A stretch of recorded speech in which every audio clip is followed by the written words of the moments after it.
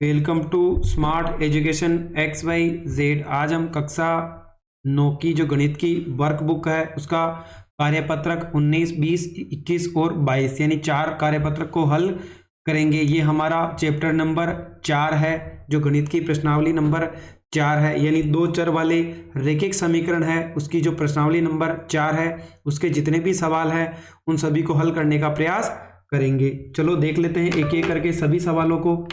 तो पहला सवाल है हमारा कार्यपत्रक 19 का, जिसके अंदर दो चर वाला रैखिक समीकरण यानी हमारा जो चैप्टर नंबर 4 है, आओ खेले खेले संख्या का पता लगाना, यानी हम खेल खेल में संख्याओं का कैसे पता लगा सकते हैं। तो यहाँ पर लिखा हुआ है अध्यापक सामूहिक गतिविधि करवाएंगे और विद्यार्थियों से कहेंगे आप कोई संख्या सोचिए, यानी हमें 1 से 9 तक के बीच की कोई एक संख्या सोचनी है, उसको हमें 3 से गुणा करना है, जो भी उसका गुणनफल आता है उसमें हमें 5 जोड़ना है। इसका मतलब है जो हमारा हल है वो 23 आया। यदि नहीं तो किस विद्यार्थी का मान 23 आया है और उसने क्या संख्या सोची। क्या हम ये देखते हैं कि पूर्व की गतिविधियों में अलग अलग संख्या लेने से एक हल प्राप्त होता है, परंतु यहाँ हम देखेंगे कि 1 से 9 तक की एक ही संख्या 6 से चाहे वह 23 प्राप्त होता है यदि एक संख्या निश्चित है। चलो हम सवाल के माध्यम से समझते हैं। एक अन्य सवाल हल कीजिए। किसी संख्या के 3 गुणे में 2 जोड़ने पर हमें कितना मिलता है? 23 मिलता है। यानी 23 में से किस में हम अगर 2 जोड़े तो कितना हो जाएगा हमारा 23, यानी अगर हम 23 में से 2 घटाओ कितना हो गया हमारा 21, यानी अगर हम 21 में 2 जोड़ें तो कितना मिलेगा हमें 23 मिलेगा। अब बोला है कि किस संख्या को हम 3 से गुणा करें कि हमें 21 मिलेगा, यानी हम 3 का भाग 21 में दे दें कितनी बार जाएगा 7 बार, यानी अगर हम 7 को 3 से गुणा करें तो हमें कितना प्राप्त होगा 21। अगर 21 में हम 2 जोड़े तो कितना मिलेगा हमें 23 मिलेगा। बोला है यह प्रथम वृत्त घेरे में संख्या 1 से बढ़ते हुए मान रखते हैं, जिस मान से 23 प्राप्त होता है वह संख्या का क्या होगा हल होगा। तो आपने कौन सी संख्या सोची?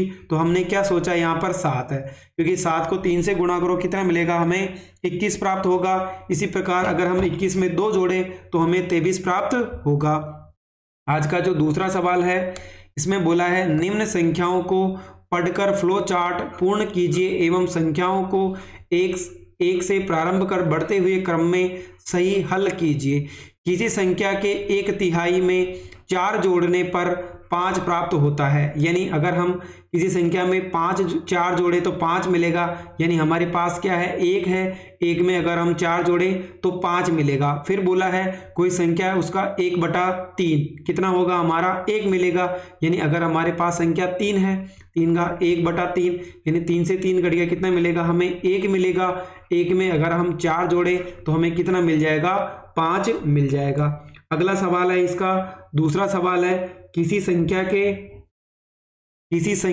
के 3 गुणे में 7 जोड़ने पर 25 प्राप्त होता है, यानी 25 प्राप्त हो गया 7 जोड़ने पर, यानी हमने कितना जोड़ा इसमें 7, यानी 25 में से 7 घटा लो कितना मिलेगा 18, यानी 18 में 7 जोड़े कितना मिलेगा हमें 25 मिलेगा।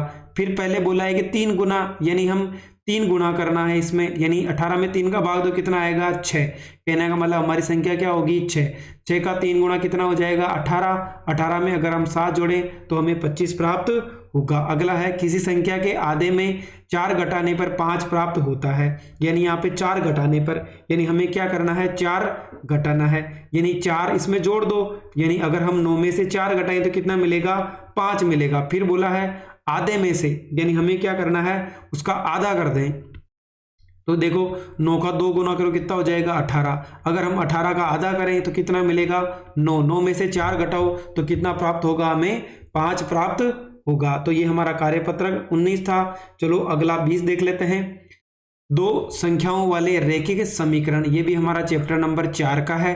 समीकरण का हल निम्नलिखित सारणी के अंतिम स्तंभ को पूरा कीजिए, यानी यहाँ पर हमें देखना है कि हमारी जो लेफ्ट राइट और राइट हैंड है वो दोनों बराबर है या नहीं है, यानी LHS और RHS बराबर होना चाहिए। जैसे पहला सवाल है x माइनस 7 बराबर 1 है, अगर हम x की वैल्यू 7 रखें तो हमारा लेफ्ट हैंड और राइट हैंड साइड बराबर है क्या, यानी x की जगह 7 रखा तो 7 माइनस 7 कितना होगा 0 और राइट में हमारा 1 है, यानी हमारा जो लेफ्ट साइड की वैल्यू और राइट साइड की वैल्यू बराबर है क्या, नहीं है, यानी हमें अगर बराबर है तो हाँ लिखना है, नहीं है तो नहीं लिखना है। यानी x माइनस 7 है तो x की जगह कितना रखना है यहाँ पर 0, यानी 0 माइनस 7 बराबर 1, यानी 0 में से 7 गया कितना मिलेगा -7 बराबर 1। ये दोनों बराबर है क्या, नहीं है, तो हम यहाँ पे क्या लिखेंगे, नहीं है।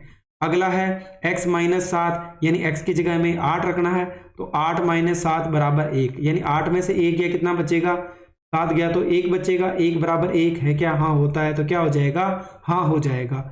x प्लस 4, यानी x की जगह हमें 0 रखना है, अगर 0 में हम 4 जोड़ें तो कितना मिलेगा हमें, 4 बराबर 0, दोनों बराबर है क्या, नहीं है, तो आंसर क्या होगा, नहीं होगा।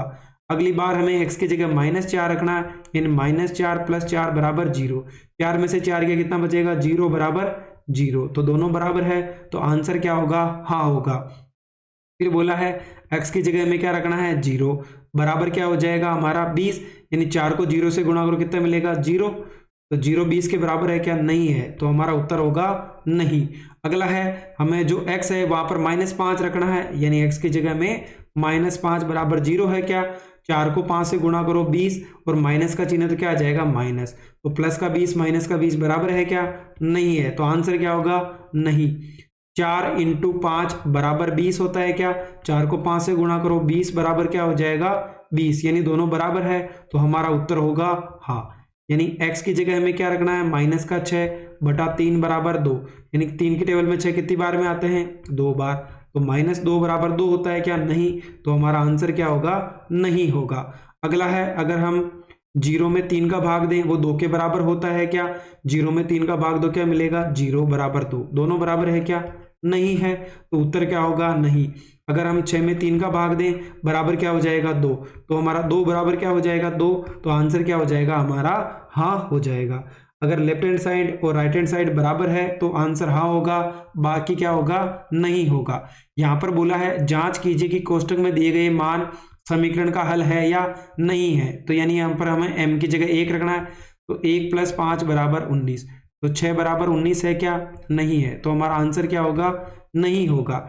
n की जगह 3 रखना है, तो 3 + 5 बराबर 19, 7 या 21 + 5 बराबर 19, दोनों बराबर है क्या, यानी ये तो हमारा 26 हो गया, इधर कितना है 19, दोनों बराबर है क्या, नहीं है, तो ये हल नहीं होगा। अगले में n की जगह 2 रखो, 2 + 5 बराबर 19, यानी 7 दूनी 14, 14 और 5 कितना होता है 19 बराबर 19 है क्या, दोनों बराबर, हाँ, तो आंसर क्या होगा इसका, हाँ होगा। अगले में हमें x की जगह -3 रखना है बराबर 13, तो कितना हो जाएगा -12 और -3 कितना हो जाएगा -15 बराबर 13 होता है क्या, नहीं है, तो आंसर क्या होगा इसका, नहीं। अब हमें x की जगह 4 रखना है बराबर 13, यानी 16 में से 3 घटाओगे कितना हो जाएगा 13, तो 16 में से 3 गया तो 13 बराबर 13, यानी दोनों बराबर है, आंसर क्या होगा इसका, हाँ होगा। अगले में x की जगह 0 रखना है बराबर क्या हो जाएगा 13, यानी 0 को 4 से गुणा करो तो 0 - 3 बराबर 13, तो -3 बराबर 13 होता है क्या, नहीं है, तो हमारा आंसर क्या होगा, नहीं होगा। तो ये हमारा कार्यपत्रक क्या था, 20 था। चलो अब 21 को देख लेते हैं। अगला सवाल है, ये भी हमारा 2 चर वाला रैखिक समीकरण है। कथन को समीकरण के रूप में लिखना, यानी जो हमें दे रखा है उसको हमें समीकरण के रूप में लिखना है। जैसे हमें बोला है किसी संख्या का 3 गुना, माना कि वो संख्या x है, उसमें क्या करना है 3 गुने में 4 जोड़ना है, यानी उसको हम क्या करेंगे, देखो यहाँ पे कथन लिखा है, यहाँ पर हमारा समीकरण है किसी संख्या के 3 गुणे और 4 का योग, यानी 3 गुणे और 4 का योग कितना मिलेगा हमें 16 मिलेगा। x और 4 का योग, यानी x और 4 का योग कितना मिलेगा हमें 16 मिलेगा। x में से 5 घटाने पर कितना प्राप्त होता है हमें 3 प्राप्त होता है, यानी हमें यहाँ पर क्या करना है मिलान करना है। चलो देख लेते हैं। पहला बोला किसी संख्या का 3 गुना, यानी कोई संख्या मान लो x, उसका 3 गुना कितना होगा 3x होगा, और उसमें कितना जोड़ना है हमें 4 जोड़ना है, यानी हमारा आंसर क्या होना चाहिए 3x + का 4, कहीं पे है क्या यहाँ पर 3x + का 4, यानी कितना मिलना चाहिए 25 मिलना चाहिए। ये क्या हो जाएगा इसका उत्तर हो जाएगा। x में x और 4 का योग, यानी x में अगर मैं 4 जोड़ूं तो कितना मिलना चाहिए मुझे 16, यानी जो ऑप्शन नंबर 1 है इसका बिल्कुल सही उत्तर होगा। x में से 5 घटाने पर, यानी अगर मैं x में से 5 घटा दूं तो मुझे कितना मिलना चाहिए 3, यानी x - 5 बराबर 3, तो यानी इसका जो आंसर होगा ये हमारा ये वाला ऑप्शन होगा। एक संख्या का एक संख्या x का 2 गुना, यानी x का 2 गुना 2x कितना है हमारा 8 है, यानी 2x बराबर कितना होगा 8 होगा, यानी इसका आंसर ये ऊपर वाला होगा। फिर बोला है किसी संख्या x का 4 गुना, यानी 4x में से 2 घटा दूं तो कितना मिलेगा मुझे 18, यानी 4x माइनस का 2 बराबर क्या हो जाएगा 18 हो जाएगा। तो इसका उत्तर कौन सा होगा हमारा, ये वाला ऑप्शन होगा। अगला है किसी संख्या के आधे में से, यानी संख्या का आधा x बटा 2, इसमें से 2 घटाने पर कितना मिलेगा 7 मिलेगा, यानी x बटा 2 में से 2 घटाने पर कितना मिलेगा 7 मिलेगा। अगला है x का 1/5, यानी x का 1/5 कितना मिलेगा 4 मिलेगा, यानी x बटा 5 बराबर कितना होना चाहिए 4, यानी ये वाला उत्तर इसका सही होगा। x का 7 गुना, यानी 7x, उसमें कितना जोड़ना है 7 जोड़ना है, कितना मिलेगा हमें 777 मिलेगा, यानी 7x प्लस का 7 बराबर 77, यानी इसका आंसर ये वाला होगा। x का 5 गुना, x को 5 से भाग देने पर, यानी x में 5 का भाग देना तो कितना मिलेगा 6 मिलेगा, यानी x बटा 5 बराबर क्या हो जाएगा 6 हो जाएगा। एक संख्या का 1/4, यानी x बटा 4 में से 5 घटाने पर कितना मिलेगा 4 मिलेगा, यानी x बटा 4 कितना मिलेगा हमें 5 में से 4 मिलेगा। x का 10 गुना, यानी 10x कितना मिलेगा हमें 60, यानी 10x बराबर क्या हो जाएगा 60 हो जाएगा। संख्या x और 5 का योग, यानी x और 5 को जोड़ो कितना मिलना चाहिए 9, यानी हमारा उत्तर ये वाला होगा। x में से 2 घटाने पर कितना मिलेगा 9, यानी ये जो लास्ट बचा हुआ इसका बिल्कुल सही उत्तर होगा। तो ये हमारा कार्यपत्रक 21 था। चलो एक कार्यपत्रक और देख लेते हैं 22 नंबर वाला। ये भी हमारा जो अध्याय नंबर 4 है, यानी 2 चर वाला रैखिक समीकरण, समीकरण को कथन के रूप में लिखना। चलो लिख लेते हैं क्या क्या होगा इसका आंसर। पहले बोला है हमें x + 3 = 7, यानी x में 3 जोड़ने पर 7 प्राप्त होता है। किसी संख्या, चलो x को हम ऐसे लिख लेते हैं, किसी संख्या में 3 जोड़ने पर 7 प्राप्त होता है। तो ये क्या हो जाएगा पहले का आंसर हो जाएगा। दूसरा बोला है x का 2 गुना, किसी संख्या का 2 गुना, किसी संख्या का 2 गुना 10 प्राप्त होता है। अगले की बात करें किसी संख्या के 5 गुने में, तो हम लिखेंगे किसी संख्या के 5 गुने में 5 जोड़ने पर कितना 5 जोड़ने पर 10 प्राप्त होता है, 10 प्राप्त होता है। अगला सवाल है x में किसी संख्या में 4 का भाग देने पर 4 प्राप्त होता है। किसी संख्या में 4 का भाग देने पर 4 प्राप्त होता है। अगला सवाल है किसी संख्या के 3 गुने में 5 का भाग देने पर, तो हम लिखेंगे किसी संख्या के 3 गुने में 5 का भाग देने पर 6 प्राप्त होता है। अगला हो जाएगा हमारा किसी संख्या में से 7 घटाने पर 3 प्राप्त होता है।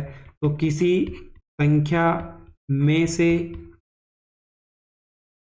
7 घटाने पर 3 प्राप्त होता है। अगला हो जाएगा किसी संख्या के 4 गुने में से 5 घटाने पर, तो किसी संख्या के 4 गुने में से 5 घटाने पर 7 प्राप्त होता है। अगला है किसी संख्या में 2 का भाग देने और 2 जोड़ने पर 8 प्राप्त होता है। किसी संख्या में 2 से भाग देने व 2 जोड़ने पर 8 प्राप्त होता है। अगला हो जाएगा किसी संख्या का 4 गुना 0 प्राप्त होता है। किसी संख्या का 4 गुना 0 प्राप्त होता है। आज का जो अंतिम सवाल है वो भी देख लेते हैं। इसमें बोला है किसी संख्या में पाँच का भाग देने व 2 घटाने पर 6 प्राप्त होता है। यानी किसी संख्या में 5 का भाग देने व 2 घटाने पर 6 प्राप्त होता है। तो ये क्या हो जाएगा, हमारे आज के जो 4 कार्यपत्रक थे उनको हमने हल कर लिया। Thank you.